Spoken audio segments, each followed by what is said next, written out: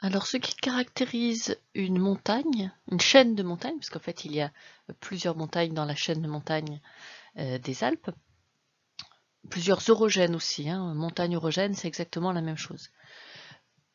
Donc dans la chaîne de montagnes des Alpes, ce qui la caractérise, c'est qu'il y a de très nombreuses montagnes avec un fort relief. Ici, pour vous donner juste quelques ordres de grandeur, le Cervin, environ 4500 mètres, le mont Viso, qui est un massif ophiolitique, 3800 mètres, et le Mont Blanc, 4810 mètres. Donc des forts reliefs.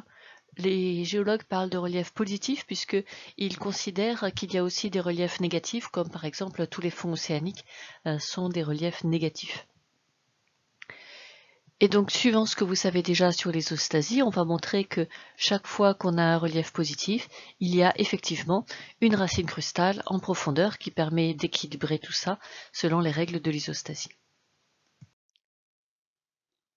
On va mettre en évidence ici l'existence d'une racine crustale. Donc ça, c'est un exercice extrêmement classique que vous devez absolument maîtriser sur le bout des doigts.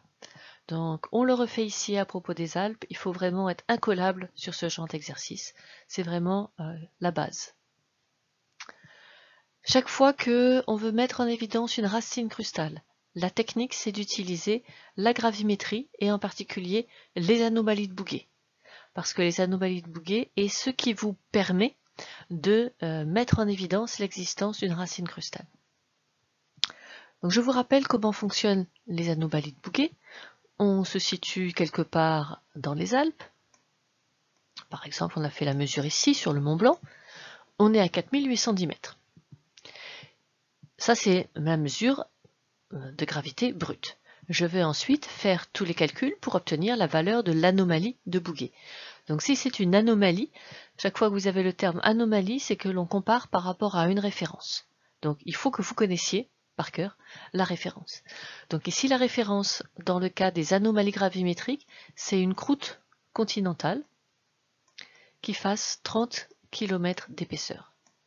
Donc si vous avez une valeur d'anomalie de Bouguer, à vous de savoir où est l'anomalie.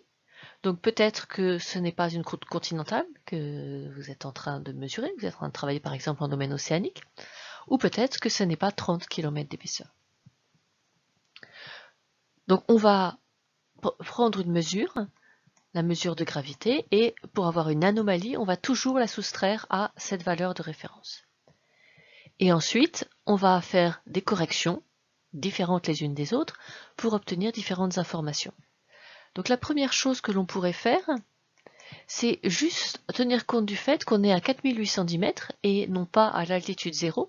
Donc en fait, on est un peu éloigné du centre de la Terre et ça en soi, ça a déjà un effet sur la gravité. Donc ce qu'on peut faire, c'est juste, par la pensée, descendre au creux de la chaîne de montagne, se mettre à l'altitude zéro. Et si on soustrait cette valeur où on s'est juste remis à l'altitude zéro au cœur des reliefs, sans toucher au relief, alors on a ce qu'on appelle l'anomalie à l'air libre, et cette anomalie à l'air libre, elle sert simplement à mesurer l'équilibre isostatique. C'est-à-dire que si cette valeur n'est pas à zéro, s'il reste une anomalie, alors c'est que cette zone devrait soit monter, soit descendre. Donc c'est pas du tout ce qui nous intéresse.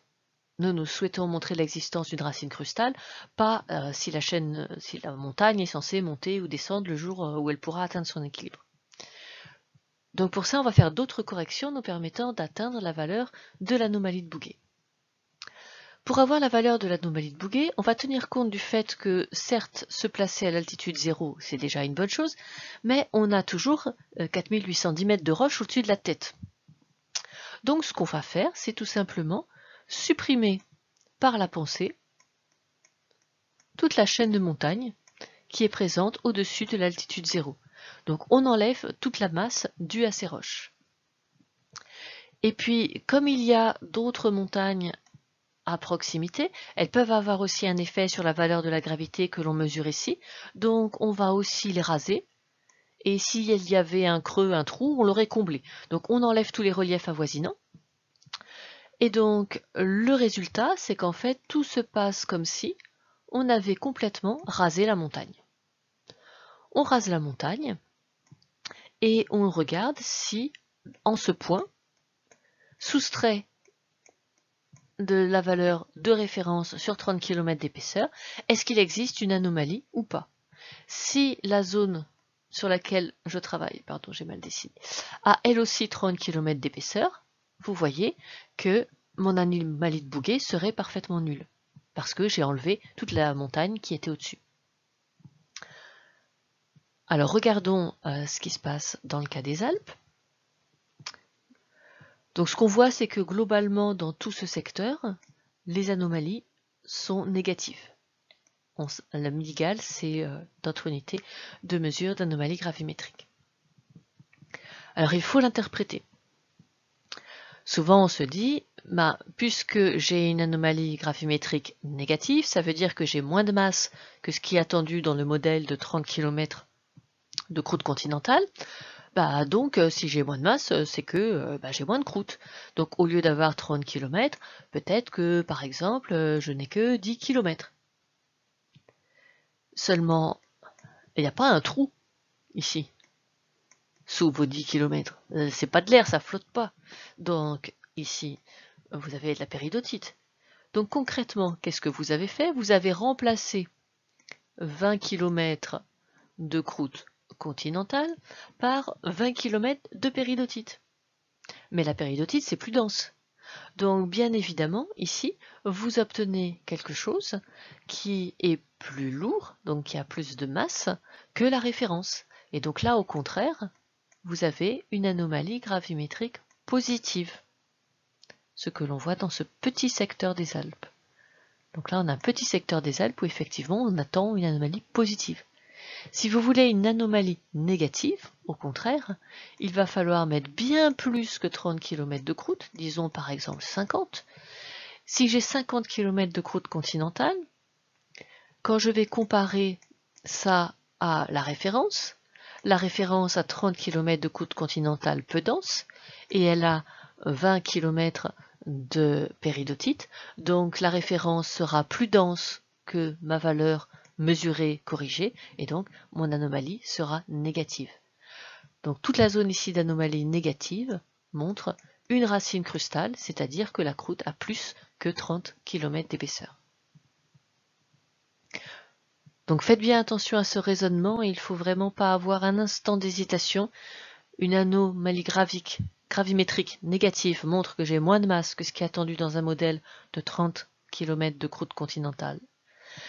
J'ai moins de masse parce que j'ai plus de croûte, ce qui revient à avoir remplacé du manteau par de la croûte.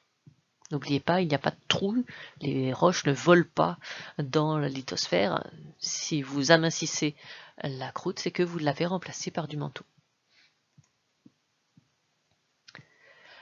Alors concrètement, la carte des Alpes, la carte détaillée du mot, vous l'avez sur un petit encart qui est dans la carte tectonique des Alpes, donc elle est bien plus précise que celle que l'on a à gauche. Et remarquez que quand on fait une cartographie précise, on a ici vraiment une discontinuité, avec une anomalie gravimétrique négative qui s'approfondit au fur et à mesure qu'on va vers le centre de la chaîne de montagne, ce que nous attendons tout à fait, une racine crustale qui s'épaissit vers le cœur de la chaîne de montagne, et puis une profonde discontinuité et des anomalies gravimétriques positives. Donc ça veut dire que je ne vais pas pouvoir dessiner une racine crustale qui va ressembler à ça, ou qui serait quelque chose comme ça, où au fur et à mesure que l'on va vers le centre de la chaîne de montagne, on a un gradient d'anomalies positives, donc une croûte qui est de plus en plus épaissie. Là, visiblement, à un endroit qui correspond à peu près à la zone césia, j'ai une profonde discontinuité et au contraire une croûte qui est très mince. Donc ça n'existe pas. Et on se retrouve avec une croûte très mince. Donc vous voyez quelque chose qui est assez différent des modèles isostasiques classiques. Alors ici, vous avez d'abord sur cette première carte les mesures brutes, ensuite la première correction qui nous donne les anomalies à l'air libre, et puis la carte classique qui donne les anomalies de Bouguer. Donc les anomalies de Bouguer, hein, comme on l'avait dit, sous une chaîne de montagne, on a des anomalies gravimétriques fortement négatives et puis une petite zone là, avec une discontinuité franche qui nous donne des anomalies gravimétriques positives. Alors qu'au contraire, quand on regarde les anomalies à l'air libre, regardez à peu près la teinte de couleur, on est sur quasiment rien. Donc il faut bien savoir ce que représentent ces deux choses, hein. La signification est tout à fait différente. La carte des anomalies de Bouguer vous donne l'épaisseur de la croûte, systématiquement. Donc elle vous sert à évaluer la profondeur du Moho. Est-ce que le Moho est au-dessus ou au-dessous de 30 km? Donc si on a une anomalie gravimétrique négative, ça veut dire que on est en dessous des 30 km. Il y a plus que 30 km d'épaisseur, donc on le retrouve sous toutes les chaînes de montagnes récentes, les Pyrénées et les Alpes. Si l'anomalie est négative, c'est que l'on est à 30 km d'épaisseur, on est sur une zone stable. Donc typiquement, le massif armoricain est vraiment une zone qui est relativement stable. En fait, le massif central aussi, les Vosges aussi. Donc tous les massifs anciens le sont. Remarquez aussi que le bassin parisien et le bassin aquitain sont aussi des zones d'épaisseur constante. En fait, on ne va pas être surpris que tous ces secteurs soient des zones d'épaisseur constante parce qu'en fait, tout ça est en continuité. Les bassins sédimentaires ont un socle que l'on voit dans les massifs anciens, mais en fait qui se continuent dessous. Donc, je ne détaille pas ce point, on verra ça en TP. Les anomalies à l'air libre. Remarquez que ce qui est assez spectaculaire, c'est que si on accepte la zone du massif central, quasiment tout est aux alentours de zéro. Et en fait, c'est là-dessus que s'est fondée la théorie de l'isostasie. C'est que si je regarde presque toutes les structures géologiques, je m'aperçois qu'en fait, elles sont en équilibre gravimétrique, puisque c'est ça que mesure l'anomalie à l'air libre. Elles sont en équilibre gravimétrique, c'est-à-dire que si elles peuvent réaliser des déplacements verticaux, eh bien elles ne se déplacent pas, parce qu'elles sont déjà en équilibre. Et même dans une chaîne de montagne, à part un petit endroit, qui est ici, même dans une chaîne de montagne, on a l'impression que la chaîne de montagne, elle est déjà en parfait équilibre isostatique, puisque on est sur des anomalies à peu près à zéro. Et donc, on a ici une preuve, c'est que dès qu'on a un relief en surface, en fait, il est déjà compensé par l'approfondissement du Moho, ce qui amène à l'équilibre isostatique. Donc c'est le meilleur argument en faveur de la théorie de l'isostasie.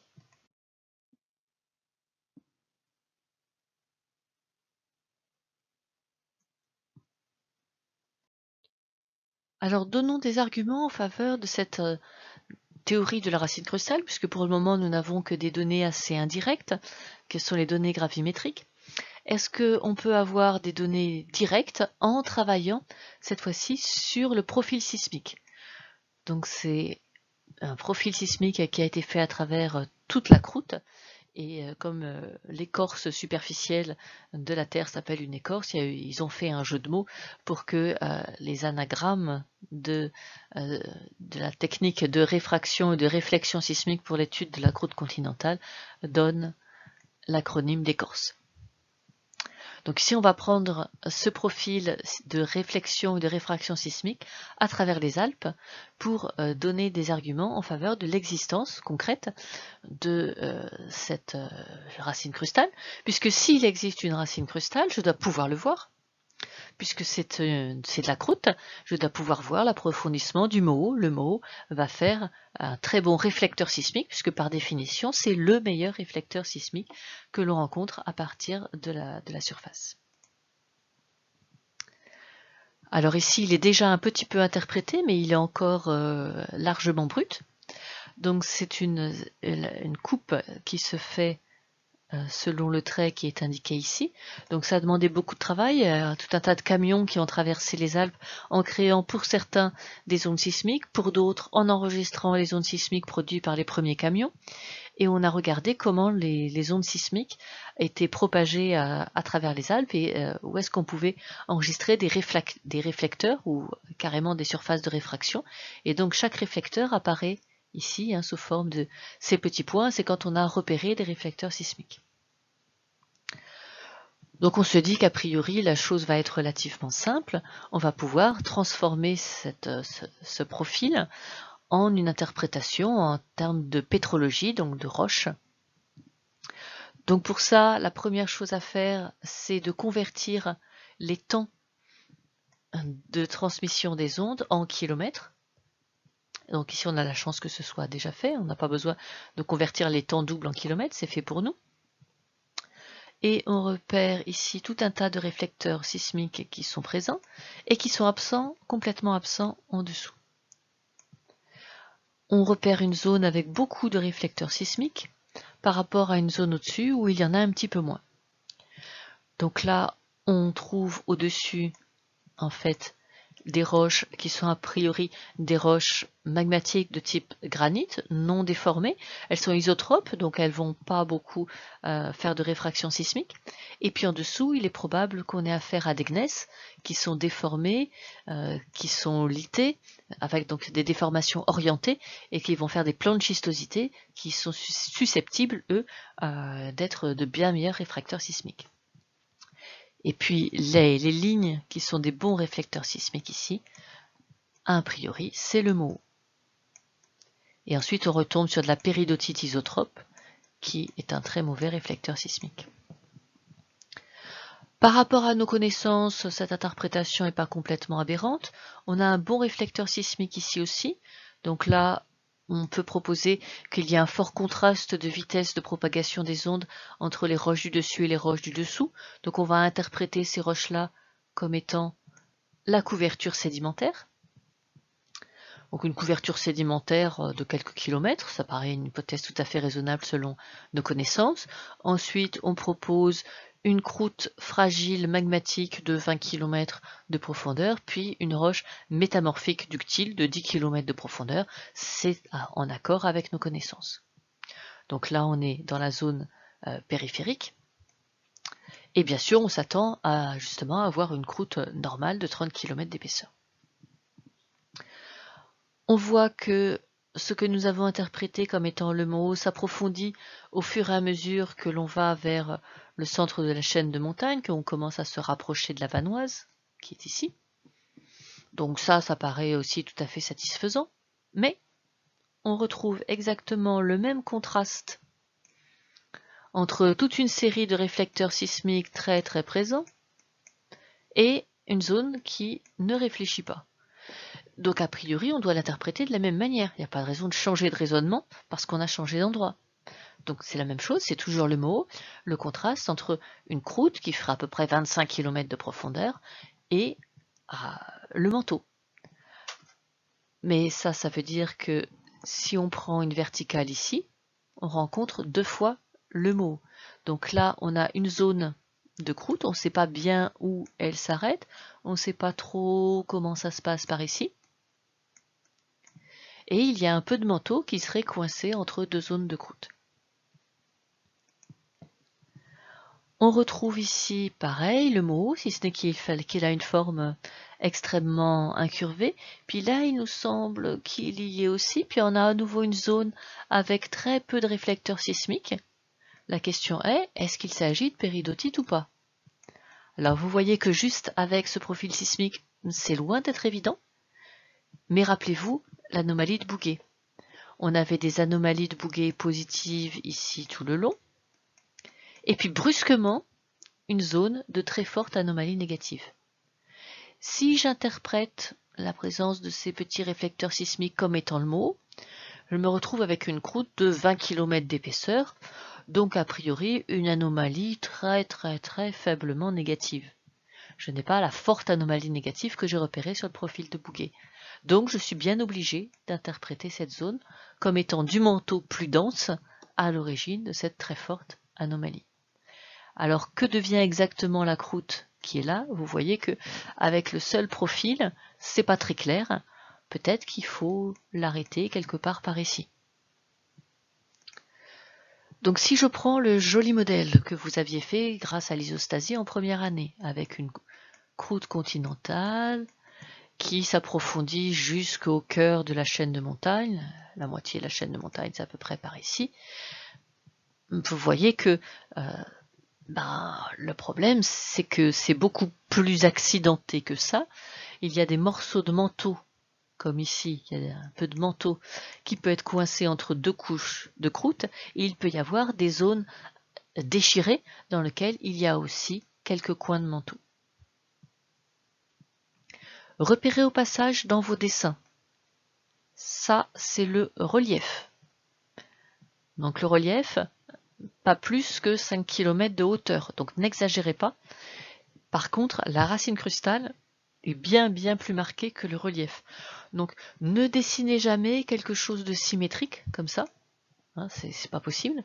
En fait, ça va dépendre des valeurs que vous prenez pour les roches, mais on peut considérer qu'entre le relief et sa racine crustale, la racine crustale fait entre 5 et 6 fois la hauteur du relief que l'on a au-dessus.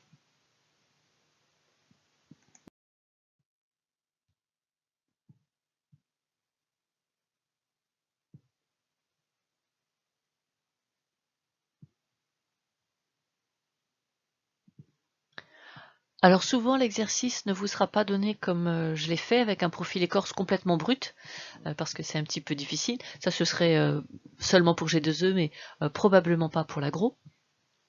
Donc on vous donne soit une carte des anomalies de Bouguer, soit comme c'est fait ici, les anomalies de Bouguer le long d'un trait de coupe avec, donc il faut que vous traciez systématiquement la valeur 0, elle n'est pas très droite, voilà, pour savoir si on a des anomalies positives ou des anomalies négatives.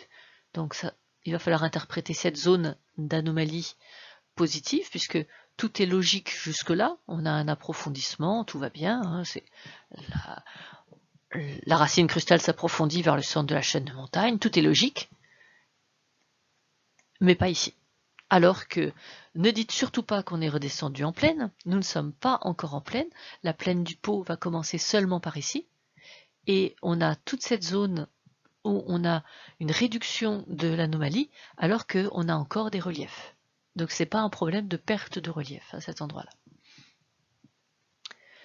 On vous aide ici largement dans la mesure où le profil est déjà interprété, il a déjà été interprété en zone pour lequel on vous donnera soit la vitesse des ondes P, soit ici cette vitesse a déjà été retransformée en densité. Et donc vous voyez que les endroits sur lesquels nous avions des doutes ici sont largement interprétés et ont effectivement été interprétés comme étant de la péridotite avec des densités aux alentours de 3. Alors pas le chiffre de 3,3 que vous avez souvent utilisé pour les calculs, parce que du fait que c'est une chaîne de collision, cette péridotite est hydratée, donc on a aussi de la serpentinite qui a une densité moindre que de la péridotite pas hydratée. Donc on la retrouve ici, hein, on a un coin de manteau, et ici. Et donc à partir du moment où on a repéré qu'on avait ces morceaux de manteau coincés entre des éléments de croûte, tout devient logique, puisque ce surplus de masse ici va forcément avoir un effet sur les anomalies. Certes, on a de la croûte continentale surépaissie, donc ça tend à faire une anomalie gravimétrique positive, mais on a un peu de matériau très dense qui tend à faire une anomalie gravimétrique négative. Donc plus vous avez de manteau et surtout moins on a de croûte, et plus on va vers une anomalie peu négative, jusqu'à finir, quand il y a beaucoup de manteau, par avoir une anomalie franchement positive. Donc ça, c'est un exercice ultra classique que vous devez savoir faire.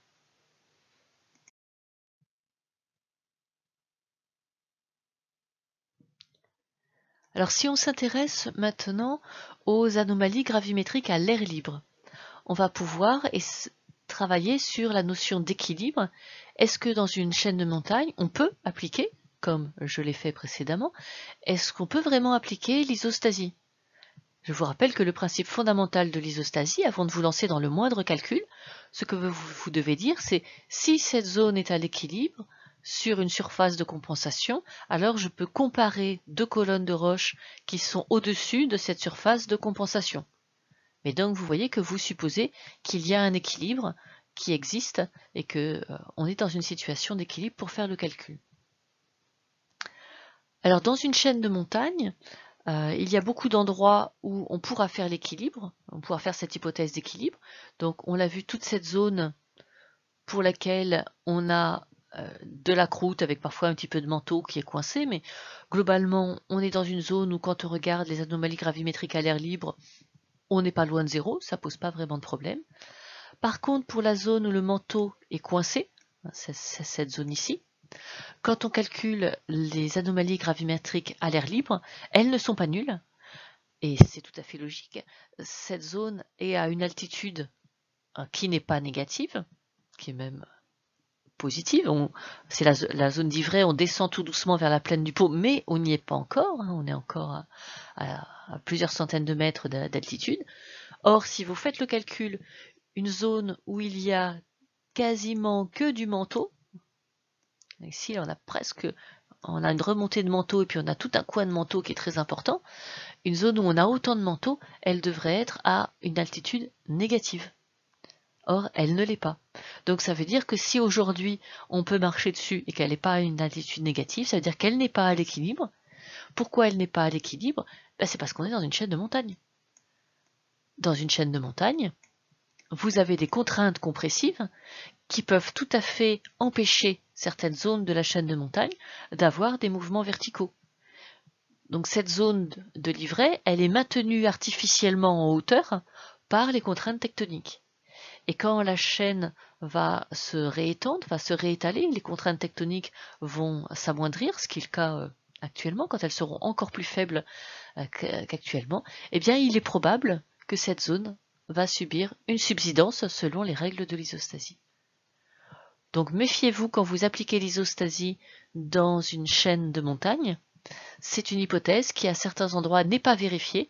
Il y a des zones qui ne sont pas à l'équilibre, mais qui ne peuvent pour autant pas bouger verticalement parce qu'il y a trop de force de frottement due aux contraintes de compression.